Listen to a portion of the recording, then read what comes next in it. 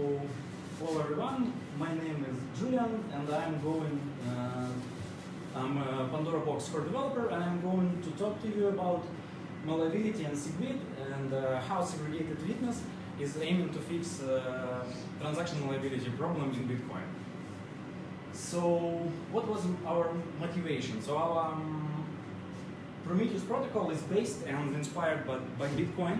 So we take large chunks of Bitcoins and Bitcoin code and put it all together. As you may know, it exists for 9 years and it collected some rather large amount of technical debt and faced a lot of challenges on its way. One of such big challenges was so-called transaction malleability, and it was recently fully fixed by Segregated Witness. So everybody heard of it, but not everybody knows how it works from the technical side. I will tell you about how it works and as in simple words as I can, but if you understand how payments are done in Bitcoin, it would be easier for you. And also, in the end, I will tell you how to create your own unspent transaction output-based blockchain without this problem from scratch. So my speech is divided into 4 parts, and at first I will tell you in simple words about transactions and signing. Then I tell you about malleability, and then how Witness fixes this problem, and the last part about creating your own blockchain from scratch. So here is simplified transaction structure, and as you may know, it consists of inputs and outputs, and these fields have their own fields. So for example, some fields describe values that you want to put, for example, these 5 Bitcoins. And this field shows from where you're going to take these 5 Bitcoins. Script seek field is a field which contains proof that you have the right to spend these 5 Bitcoins. And script public field contains rules for unlocking this transaction if you want to link it in the future, if you want to spend funds from this transaction. So how does this unlocking mechanism work? In script pub key, you put your script which basically locks some funds and says the rules in which and how they are locked. This script is rather popular. It's called pay to public key hash. And it basically says allow these funds to be used by owner of some specific keys. You put your hash of your keys into the script. And script seek of transaction which tries to unlock this should contain signature of this transaction and public key to prove that you own these funds. So how this signature mechanism works? You take your transaction fields as bytes. You take a hash of these bytes using SHA-256. Then you take your private key, you sign it, you sign this hash, and you receive the signature. Then you derive public key from your private key, and you put these 2 fields into script seek. So what's malleability? Malleability is its ability to change transaction hash, but inputs and outputs of this transaction stays the same, signature still stays valid, and you receive your money. I will show you how it's done, and then I tell you the problems, why is it a problem. So let's imagine this transaction, and we put, you hash this transaction and sign it, then you put your public key, and now you're able to unlock some output, and you have this transaction with this hash. Let's remember it, for example. And now let's put some meaningless script at the beginning of the script seek. You can do this thing, and this meaningless script basically puts 0 on a stack and then drops stack to the previous state, so everything logically stays the same. Transaction will work and it will be unlocked. But it has a problem. Hash of this transaction has actually changed. So signature is still valid. This type of malleability called script seek malleability, and it's related to original Satoshi implementation because script seek field is not included in the hash, and I'll show you why. So to sign transaction, you take transaction and your script seek field is empty. Then you create a transaction hash of the transaction with empty script seek field, and then you create a signature signing with your private key. and then you put your signature into script seek. And to link to this transaction in some future transaction, you take the transaction hash which contains script seek field. So basically, these two hashes are different. But the problem is that network checks the validity of transaction using this one, the first one. And you can freely put any information, any script to script seek field, leaving the locking logically same, but changing the transaction of the hash transaction. So why is it a problem? Back in the day, when exchanges were naive, you can go to your favorite exchange, press withdraw your money, then remember the hash of this withdrawal transaction, malleate transaction on your site, for example, if you are mining or broadcasting it furiously, then you receive money to your wallet, and go to exchange customer support and say, hey guys, I cannot find your transaction with such hash. They send you another withdrawal of the same amount of money and you get it. But nowadays exchanges are more sophisticated and they know these things. They can check your address and check if you really received the funds. But this transaction liability problem poses threat to Lightning Network. So in Lightning Network you can create multi-sig transaction with, for example, 100 bitcoins with you and your friends, with you and your friend, I mean.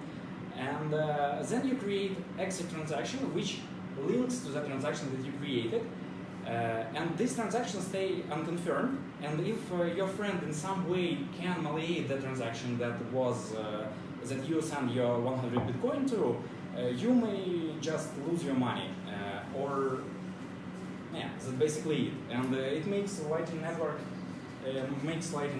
unreliable. So what about witness? How witness changes this thing? So let's imagine the transaction as we looked at it before. And now a witness mechanism creates another field which is called witness, and it's a separate transaction field. And you may think of it like a script seek, which I told you previously, but it's more sophisticated than that. And it's no longer a part of transaction identification. And also it's no longer just a script sequence, it's a bytes array, may I say. So it's like a stack of initial items of the script, and the last item is actually executable script. And also to protect the transaction from unlocking, the last element of witness is hashed using SHA-256 and put into script pubkey. Also, witness introduces new type of hash. Your previous hash called transaction ID or transaction hash is still works and intact, but also the new hash, including witness, has a new name and it's called witness transaction hash. And now we have a problem. Bitcoin Core developers had the problem that they had to protect this new transaction hash somehow, and they decided to create a whole tree, new Merkle root, and call it witness Merkle tree, and they had to store this witness Merkle tree root somewhere, and they had to put it to some fields, but they didn't have any unused fields in the block header, so they decided to take a Coinbase transaction. Maybe you know about it. It's the very first transaction of a block which is added by miner. And this transaction has some free bytes in a field called script seek.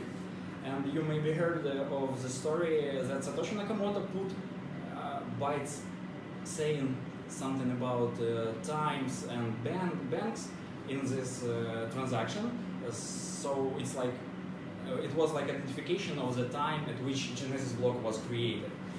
And basically every other miner could put arbitrary bytes into this field. So guys from Bitcoin Core decided that they will obligate miner to put this new hashed witness Merkle root into Coinbase transaction script seek. And it looks something like this. It's called commitment structure. So I will interactively guide you how to create new witness log transaction. So you take your public key and hash it. add it to your script, unlocking script. As I showed you previously, it will be pay to public key hash script.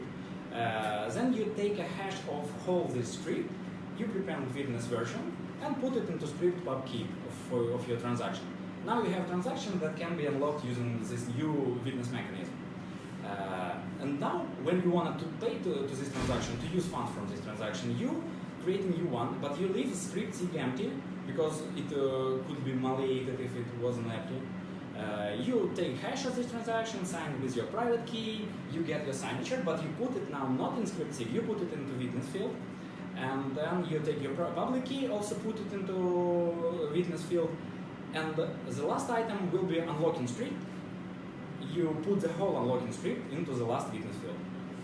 So now when you broadcast your transaction, the network will receive it, and they will validate this script, the last item of the transaction, and they will check if it corresponds to the hash that was in the previous transaction, script pub key. Also, these items will be put in from witness to stack in reverse order, and the last item will get executed, and you will get your funds unlocked. So what do we have now? So transactions now are unambiguously identified. Unlocking script is basically hash. Transaction contains only values, inputs, outputs, addresses, no scripts. And witness are merkleized for better protection, and the hash of witness root is put into block Coinbase. And the implementation of this witness mechanism is made in that way that all clients still work, so it was basically deployed as a soft fork. Yeah, and also witness brought us a cool thing called block weight. So it's a special part of a block which contains only witnesses, and it practically increases the size of a block up to 4 megabytes. And also I want to note that this example I was doing hoping that you know how pay to public key hash works, so it would be simple if you know it, but actual Bitcoin has special shorthand for this script, and it's called pay to witness public key hash. Yeah, and it's somewhat shorter in some spaces, in some fields, and it will save you some bytes. But if you have your script, for example, multi-sig script or your own script, I don't know which you came up with, you can use this example if you're going to construct a pay-to-witness script hash. And what to do if you're going to create your own blockchain from scratch without transaction malleability problems. So, since this witness Merkle root is stored in a Coinbase, you can create a separate field in a block header which is called the witness Merkle root. And you may also skip this block weight thing and just make your block 4 megabytes of size, so no block weight thing. And if you fork from Bitcoin, you may remove some stuff which was related to checks with usual script and leave only mechanism related to witness. And that's what we did in our Rasteos implementation at Pandora. We stripped everything non-witness and left only cool things there. You can check our code at GitHub link, and it's cool and it's written in Rust, but keep in mind it's work in progress. So thank you for your attention.